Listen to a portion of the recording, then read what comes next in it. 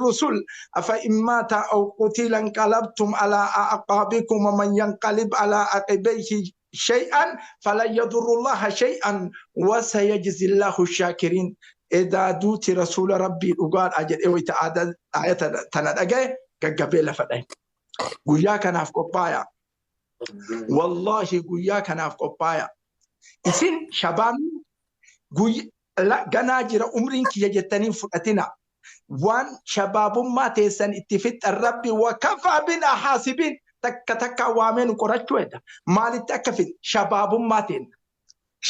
تين سرب الرتفين امو ويل الرتفين امو اورا داد الرتفين امو مال الرتفين وكفى بنا حاسبين. والله ربي تك نقافت اسن اتفاقاتين كان تك شباب ما وان الرتفين ربي نقافت osoo falmannu harka keennaaf hin dhimo akkanaan iyyaa baane nama walitti buusaa baane nama gandaa walitti naqaa baane moo shabaabummaa teenna haqa irratti finne salaata irratti finne sooma irratti finne mujaahida taanee finne mujaahid warra qabsaaya eenyummaa ofiitiin falmatu amantaa ofiitiin falmatu shabaabummaa tanarraa rabbi nu gaafata. Isini gabaabsa ustaaza keenya sheeka keenya shee Aadam Tuularraa wanni nu dubbanneef sheekota biraati wasfi biraa qaban gara biraa qaban taarika isaanii warri beeku irraa haa dubbatu nu qorannee jirra jechuun osoo maadiin barsiisanu osoo amantaa qabanu waan biraa qaban waan addaa akka sheeka kenna aalima kenna ka kaleessa nurraa fe'atan ka Haaji Hasan Gammada akkana wal fakkaata taarika isaaniitti wal fakkaata. Haaji Aadam Tuulaa sheeka maslahaatii miti rabbi isaan ol haa fuudhu illiyyiinatti wallahi شيخ مصالحة دي والله أصوات كيستا تكا إسبونجي أصوات أرجين فياتي أصوات لكسيسين يابتين فياتي أبو كنو كان علماني والله أصوات عندي كنو زر يابتين فياتي أصوات صوفات الله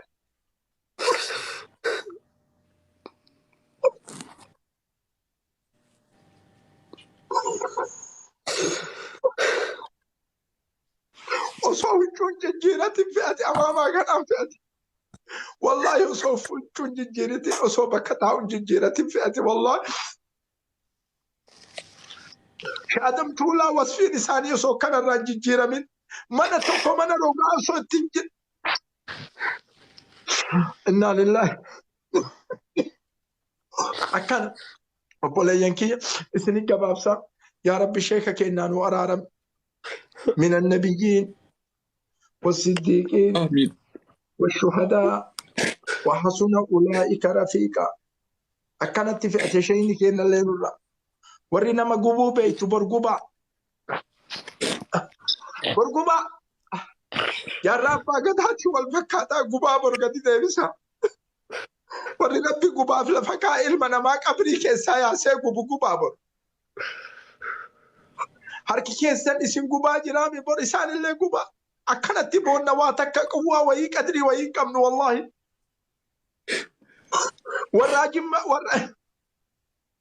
warra qabrii nama yaasee nama gubu warra nabbaa shuqqoo bohur warra qabrii yaasee nama gubu wallahi ulama akkana kana ka sujuudan siimaahum fi wujuuhihim min asari sujuud kana qabrii yaasanii boru iftaan guba yaa Allah يا خالق الكون غبا ورنا ما غبو بور كان لا غبا ان غبتنيسن والله نندن دي ربي تولسن كننا بو كلبر جرب بغدا برا كنا برا حاجه تولاتي برا اساني برا جرب بغدا أبان جفاري ساني برا كليسا كأمانتا إسلاماتي دامت ورنا ما غبا بروفتان harka rabbiin isinii kenne guba harka rabbiin isinii kalaqe ija rabbiin isinii kalaqe dalagaan teessanii tana gadi deebisaaf suuraa fuudha guba wallahi alazim ummata hararin arsitan oromoon arsitan summa wallahi warra suuraa namaa qabrii yaasee nama gubu rabbi bira jirti dalagaan teessan nuti isaanirraa deebifneen dandeetnu akka mootiin isaanirraa deebisu eegaa takka takkaan kaleessa wayta harargee fakkeessitee gubdu san ana gubdee bar جرب بقى كهران جيتي متي بركية قل بافتي قبدي بركاليس أنا قبدي أبان جفاركية قل بافتي قبدي بركالي هران جيمان قمني ورنا ما قبو براتي قبا حاجانو ما سنينجت بور شيكا كينا عالمة كينا كان اللي عالم كأن كان اللي برقوبة إفتان اللي قوبة ورا حركي قوبو برات ولكن ورا حركي نما قوبو براتي حاجة أما إلما نما قبري ياسي قوب أجائب قدرة إسارة بنو حاجر سيسو دنيا تنرت ورا حركة نما قوب وبالله التوفيق والسلام عليكم ورحمة الله وبركاته. وعليكم السلام ورحمة الله وبركاته. جزاك الله أبو مصعب. شافي دبر.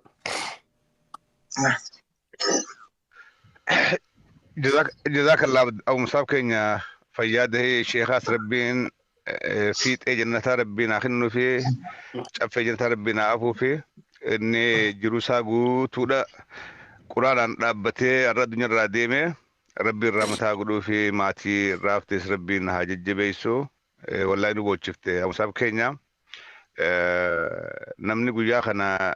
waa manguddummaa dulloom teedhayxoo daa'imninis baay'ee takkaa fi lamatti haadha ilaahi deebiti waa umriidhaaf hin du'anii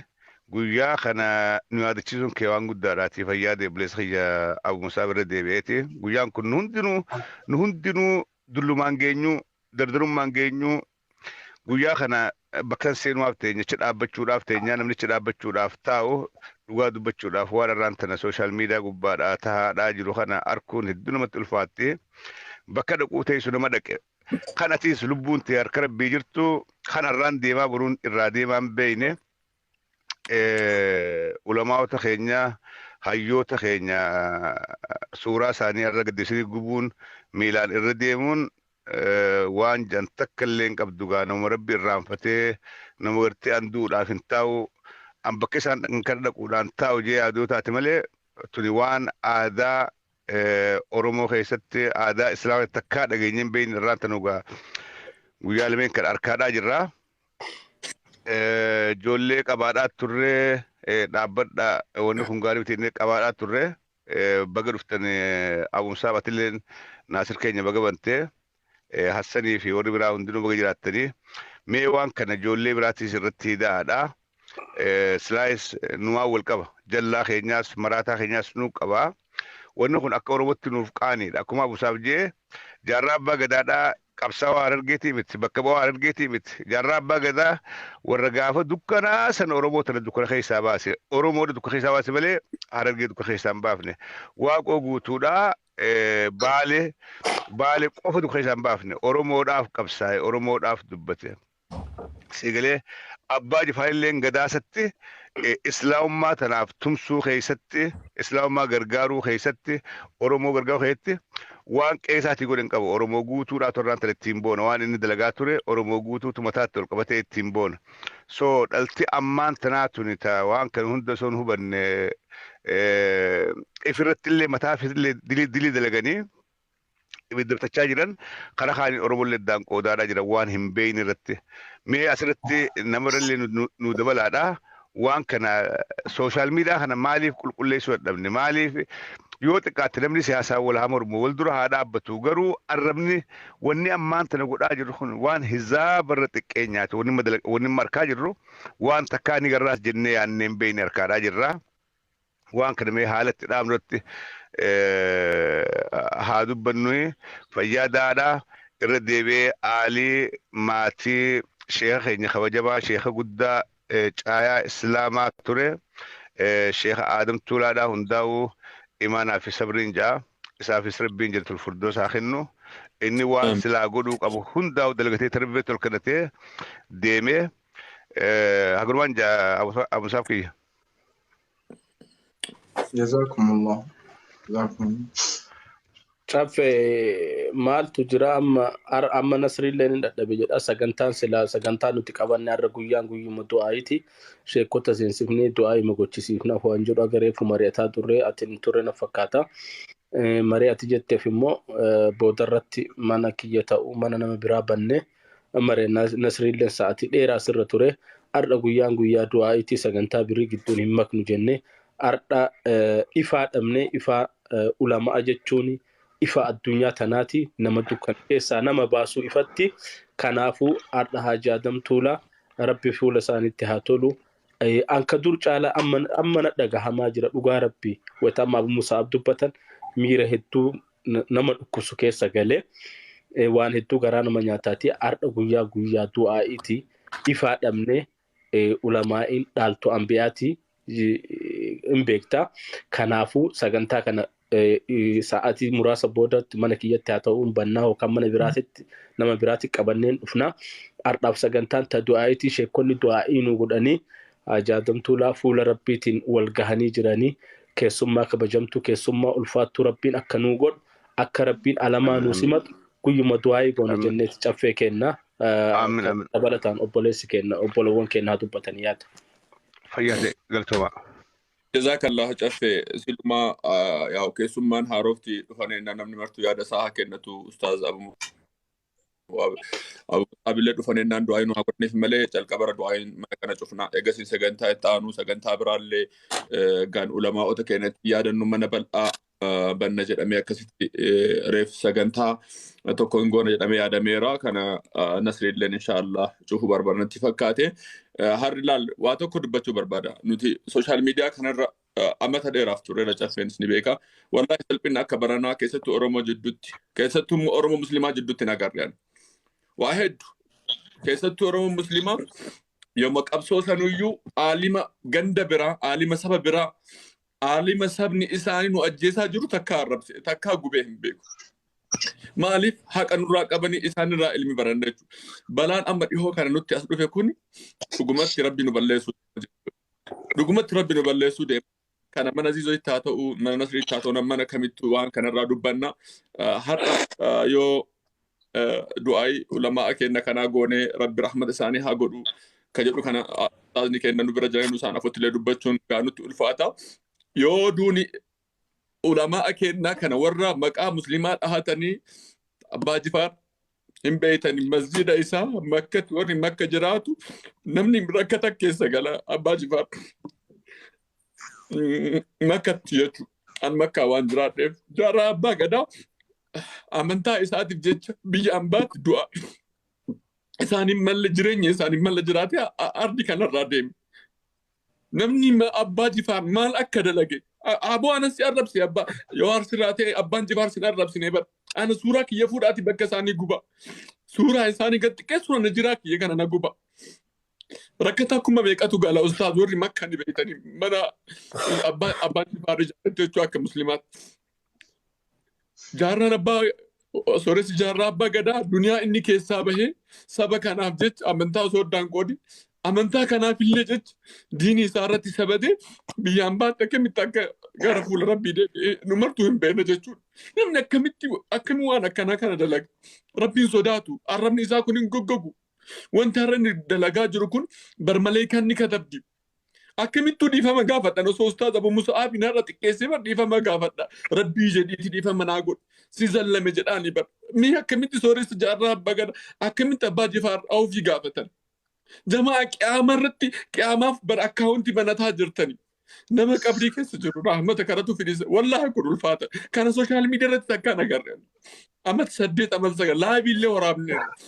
takka waan akkana kana agarre nama du'ee qabrii baasuun kun safu namni muslimaa miti namni na ilmi namaa ka sammuun isaa dalagu waan akkana kana dalagu jechuudha. Kanaaf rabbii keessan sodaadha jennaaniin rabbii keessan sodaadha rabbii nu fudhatu rabbii namni biyya alaa jirra look waa tokko beekama biyya faranjii jirra biyya Awurooppaa jirra biyya Arabaa jirra warri jettan wallahi rabbi bakka hundaa jira. Ijoolleen keessattuu biyya Arabaa ta'ettan rabbi nu fudhatti beeka rahmata rabbiitiin biyya Arabaa jiraataa jirtan. Wanni waan kana guddaa godhaa jiru irra caalan isaanii ijoolleen wajjin biyya Arabaa turte. Biyya Arabaa jiraatu. Shamarran teenna haa taatu dhiira haa taatu. Rahmata rabbiitiin biyya Arabaa keessa jirta. Akkamitti akka duutu hin beektu. Ulamaa asantu sirratti salaata. Kanaaf ijoolleen teenna biyya Arabaa jirtan baay'inaan ka biyya faranjii jirullee akkasuma. Waan kanarraa of eegaa rabbii keessan sodaadha. Ziizoo booda waan kanarraa dubbannaa ustaaz dhiifama nu godhaa isin afoo dhaabannee dubbanne maaliif namni isaan kanneen lamaan namni ilma muslimaa akkamitti jaarraa arrabsiti. Ilma muslimaa akkamitti nama masjida guddaa harama irraa meetira 100 almost meetira 200 hin caalle. Jala muslimaa fi jaari akkamitti gubama. Hin ta'u baraa hin ta'u jamaa. namni dhibbe lama namni kumni tokko na laaltanii waan akkana kan dalagina rabbi sodaadha nu shabaabni rabbi nu furratti haa sodaannu wallahi rabbi nu indeemna bar hiriyoota keenya meeqatu du'e karaa baharaa kanatti kanaaf manni habana waan kanarraa kadhumaa heddubbannaa kaan immoo ustaazonni du'aa nu haa godhanii ustaaza keenya warra amriita warra gara fuula rabbi deemanii rabbi caffee jannataa isaan haa qubsiisuu du'aa nu godhaa fi kaanum jechuu barbaada seenaa abbaa jifaaritti himuun hin barbaachisu seenaa jaarraa abbaa gadaatti himuun hin barbaachisu isaan bira dabranii haadha isaaniillee tokkotti jiran jechuudha. Kaanum jedha salaamu alaikum. Ayyee galatoome Hasan kiyyaa ustaaz Abu Yahyaan du'aa fi yaada isaaniitiin nu haa goolabanii. Silaa kiyyaa immoo hangama kiyyaa waa'ee kanarraa ajandaa kanarraa baay'eellee dubbadheen beeku garuu wanti kun beeytanii qalbii nama cabsuu bira darbee lafee namaallee gasseenee madeessa lafeen silaa madooftuun cabdi malee wallaahi lafeellee nama madeessa wanti amma hojjetamaa jiru kuni waan garii ammoo rumaa callisuu wayya jenneetumaan callisuu filannee amma eega jettanii mana ziizuutitti godhaatiin yoo isaaf kam